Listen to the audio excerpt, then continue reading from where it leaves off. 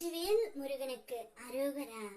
என் அன்பு குழந்தையே, உன் துணையுடன் நீ சேரும் நேரம் வந்தால் மட்டுமே இப்பதிவை உன்னால் கேட்க முடியும். நீ இப்பொழுது உன்னுடைய வாழ்க்கையில் நிலை குலைந்து தன்னந்தனிமையில் நிற்கின்றாய். உன் துணையை பிரிந்து தவித்துக் கொண்டும் வருகின்றாய். நீ விரும்பியவர், நீ நேசித்தவர் உன் அன்பை புரிந்து கொள்ளாமல் இருக்கின்றார் அல்லவா? கவலைப்படாதே பிள்ளையே, உன் அன்பை நான் அவர்களுக்கு புரிய வைக்கின்றேன்.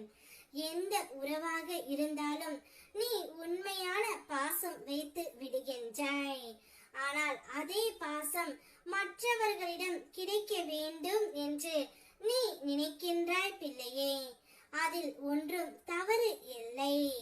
நீ விரும்பிய அந்த உறவாக இருக்கும் பொழுது அந்த உறவு எப்படி உன் மனதை காயப்படுத்தும் என்று நீ யோசிக்கின்றாய். நான் இந்த அளவிற்கு அன்பு வைத்திருக்கின்றேனே, ஏன் அந்த உறவு என்னை புரிந்து கொள்ளாமல் சென்று விட்டதே என்ற உன்னுடைய ஏக்கம் எனக்கு புரிகின்றது. துணையின் வீட்டிற்கு சென்று உன்னுடைய அருமையை எடுத்து உரைத்து உன் துணையுடன் உன்னை நான் சேர்த்து வைப்பேன் தங்கமே.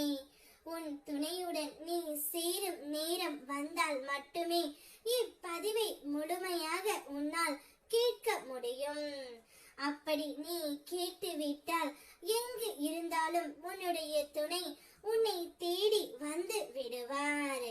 வாழ்க்கையில் உன்னை நீயே ஏமாற்றிக் கொள்கின்ற முதல் விஷயம் என்ன தெரியுமா பிள்ளையே? நீ பாசம் வைத்த அனைவரும் உன் மீது பாசம் வைத்து இருக்கிறார்கள் என்று கற்பனை செய்வது தான். ஏனென்றால் அது எனக்கே நடக்காத ஒன்று.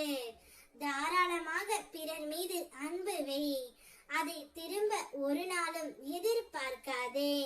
வாழ்க்கையில் நீ யாரை வேண்டுமானாலும் நேசி, ஆனால் அதே அளவிற்கு உன்னையே நேசிக்க வேண்டும் என்று ஏங்கி தவித்துக் கொண்டு இருக்கின்றாய் அல்லவா?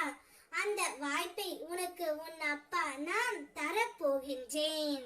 நீ மகிழ்ச்சியாக இருக்கக்கூடிய காலகட்டம் இது. நீ நேசிப்பவர்கள் யாராக இருந்தாலும் உன்னுடைய உண்மையான அன்பை நான் அவர்களுக்கு புரிய வைப்பேன். உன்னுடைய அன்பின் ஆழத்தை நான் அவர்களுக்கு எடுத்து உரைக்க போகின்றேன். உன்னை தேடி அவர்களையே தேடி ஓடி வர செய்ய போகின்றேன். உன்னுடைய துணை மனம் மாறி உன்னிடம் வந்து விடுவார். அவருடன் உன்னுடைய வாழ்க்கையை தைரியமாகவும் சந்தோஷமாகவும் நீ தொடங்கு. வெற்றிவேல் முருகனுக்கு அரோகரா.